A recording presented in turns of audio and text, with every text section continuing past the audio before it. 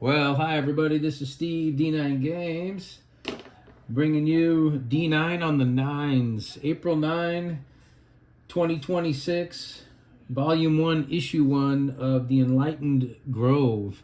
So this is going to be a monthly video I'm going to throw out there with some updates, some different thoughts, tips, mechanics, maybe monster creation, character creation, things like that. So this first one's going to be maybe a little quicker, but we're just going to throw out some things. So first point is the prototype, or I guess one step above the rough draft of our book, The Enlightened Game System, is out. So here it is. This is our prototype of the book.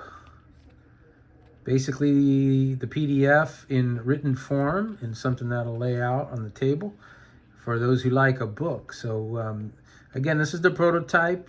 Jim and I have signed a couple and embossed a couple. So you can see us right there. And we are going to see how much we like this publisher, and then maybe proceed into a different or maybe a higher level of book for a kickstart. So right now the prototype is done. It's kind of nice to have something on the table to flip through, not just on the PDF, but we had fun with that, and it's so step one is complete. Anything as far as d9-games.itch.io, where you can buy the PDF for $10. I recommend getting the first edition for $10 because the beta and the playtests are a little bit out of date, but you can definitely get those two for free. But the first edition has a lot of our final tweaks and touch-ups. Next point, Tuesday night. So Jim ran the first about 5 levels, if you want to call them levels, and I'm geared up to do the next 5s. They'll take us to the adventure life meter rolls, or retirement, or whatever they do. It's kind of new territory that we're treading on there. So that was really fun. A little bit nervous to run. We got 6 players, and it had been probably 9 months since I ran a game, and I always ran games back in the past, but with Jim on board, being an awesome game master as he is, and Mark ran for a while. He did a fabulous job. I'm at the helm now, so we're taking our nameless ones. I guess that we don't really have a name for a group yet. Level 5, that's the furthest we've gone without a group name that I can remember. But they're in Albion. They are west, pretty far west of Timber Sprout, maybe a little northwest even. But what's happening in that campaign is, quick summary, the Romans are trying to take over with the help of some vampire types, and they're trying to take over Londinium and greater Great Britain there. And Ireland may even be in trouble. So that's the what's happening behind the scenes. And then of course our heroes are trying to make alliances with the elves, the Fomorian, the Corrigan, the Celts, Fae, anybody and everybody they can. So we're running these meters, scale of 1 to 10, to see if we can get a good number with each alliance, to post a major war. Hopefully the clock is ticking before they are too old to do anything about it. And failing this great mission is a possibility, but we're pushing for them. So we had a good time. I ran Tuesday night. I took them from an elven town further west on a journey toward Ireland, but they obviously didn't get that far. They got to the coast, to Cliffside.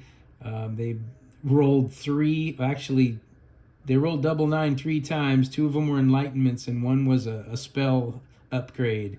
So Mark's Corrigan mage, using beast magic, was able to tier up, I think, to tier 5 on magic. So he's about ready to start throwing some nukes down. And the enlightenments, I believe our scout, the elf, did a shot in the dark in 9/9. So we're excited to see how he's going to formulate that talent for his character. And the other enlightenment has passed by my mind. I don't really remember. I think it was Kale's character Lucius rolled a 9-9, and it might have been defending. But it's always exciting to see 2 9s on board, and people are pumped up to add a new talent, which they have to ice in the offseason, of course.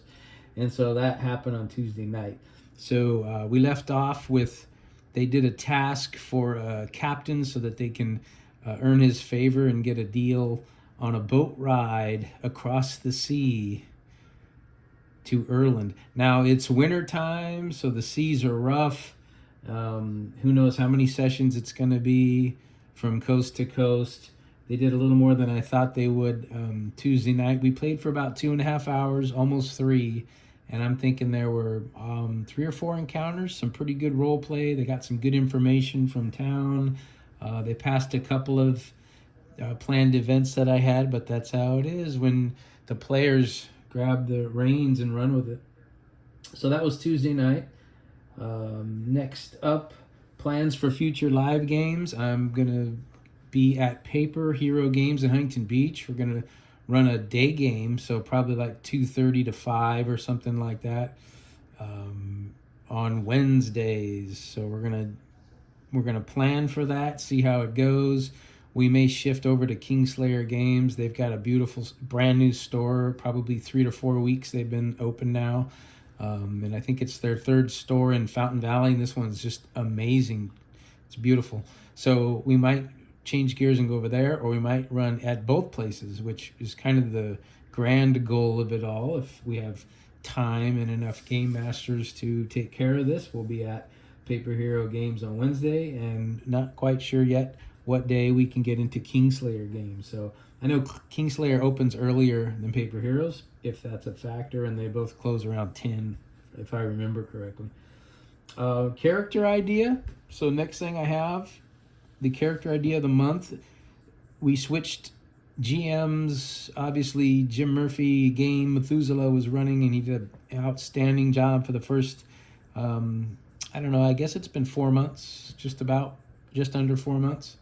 And so now I'm going to grab the reins. But so Jim is coming in as, and I think it's a dryad or some kind of fey creature as his race, and he's running, I believe it's a druid. So what we typically do when the GM jumps into play and you change seats, right about the average amount of progression or points of progression or experience points, if you will, we just let them drop a character like that. So at level 5, most of us are around 500 points of progression.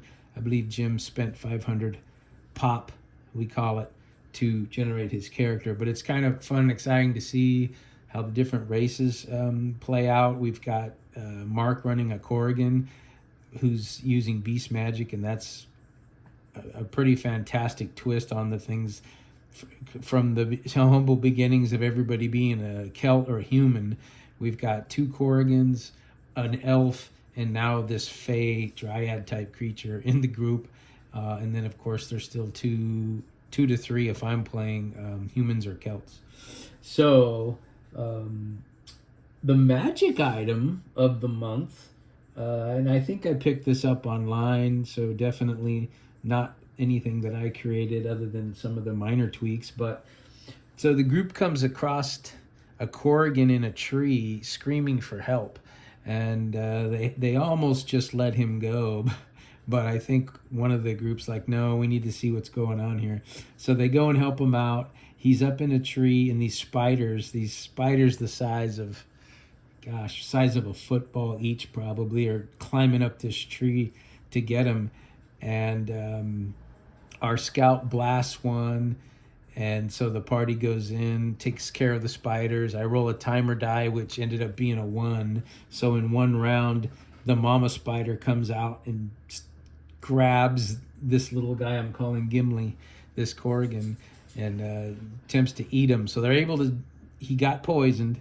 They weren't able to take care of the poison. Nobody in the group has anything like that. They tried some divine action, but not good enough. So, but this Corrigan's been bit before because he's in the silk mining business where he collects these webs and makes armor, weapons, clothing, different paraphernalia and bags and things.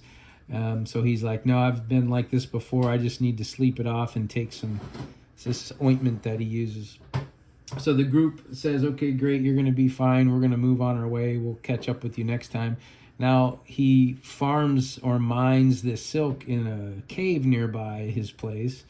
So they could definitely have gone in and delved a little bit there, but they've got business to take care of to escort their party member, Scouto, the elf, to Erlin. So he's headed to Erlin. The group's escorting him there. But what Gimli, the Corrigan, was happy to give them as a gift of saving him was some silk boots and some silk gloves. So that will give the wearer an opportunity sporadically. I hate to say once a day, once an encounter. I don't want to get mechanical like that, but probably with a good roll and once in a while he can get off a web spell with these silk gloves. And again, I got this idea from somebody online, and it just bums me out. I can't throw credit their way, but because it was a lot of fun and everybody loved it.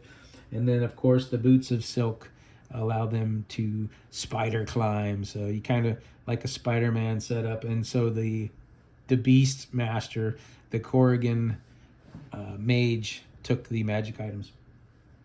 So the next thing that was cool, and I think I might have just mentioned it, but the enlightenment that really everybody was excited about was that in the dark, this was further along when they went to rescue the members of the captain of the ship. His crew went to the wrong place. They got captured by lizard folk, and then they should have went, I guess, to the dragon's lair, but they got sidetracked.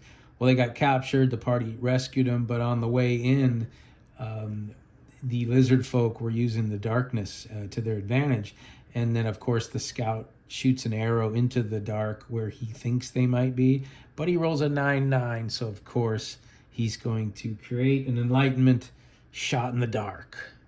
So, shot in the dark was invented Tuesday night, and it is so exciting to see these new things that pop up, and then you get to spend some time and effort thinking about what does that mean mechanically. Does it mean you get a little extra range, or when it's dark, you actually have some dark vision for a moment? You can see shadows and moving in the dark, or I don't know. We're going to let Dylan, the Elven Scout, design that enlightenment. So good luck with that one. Have fun. So the encounter idea that I had on my notes is exactly what I just described, is Gimli, the silk farmer in the tree. So you could run an encounter like that too, where somebody's trapped, or maybe he's in a cave screaming for help, or he's, like in this case, up in a tree trying to hide, and then the party saves him and gets their reward. So that's the encounter idea I had. As far as mechanics, so for my next point, mechanics, what the mechanics section of this monthly summary is going to be is something that might not be in the PDF, but it's something to consider or think about. I don't want to have errata or a bunch of things that we're going to start piling into the PDF, but it has to do with attunement. And I think it's almost common sense, or most game masters would assume that you can only be attuned to one magical item at a time, or implement, I guess. So in our game, we have different implements in the base guidelines or rules. You can have a wand, an orb, a staff, or just your hands, which is nothing at all. So you have like 4 options there. But of course, in this game, your players could design a 4th or 5th or 6th implement that they design themselves, and they could use it magically or divinely or whatever. But to be attuned to one divine or magical implement at a time. So that would be something I'm throwing out there as what I would recommend. And again, that one's kind of common sense. So bear with me on this April 2026 Enlightened Grove cast or issue, if you will. But that's what I would throw out there to supplement or consider on the Enlightened system. So the last couple things, I wanted to talk about a long rest for a minute. So this part of the video might consider things that I'm hearing, some hot topics, if you will, or things that are fresh on the YouTubes. But somebody was talking about long rest and what it kind of means and how important it is. Well, as you know, in Enlightened, the long rest is when you get some of your health back. Anything that's defined as long rest would come back from a long rest.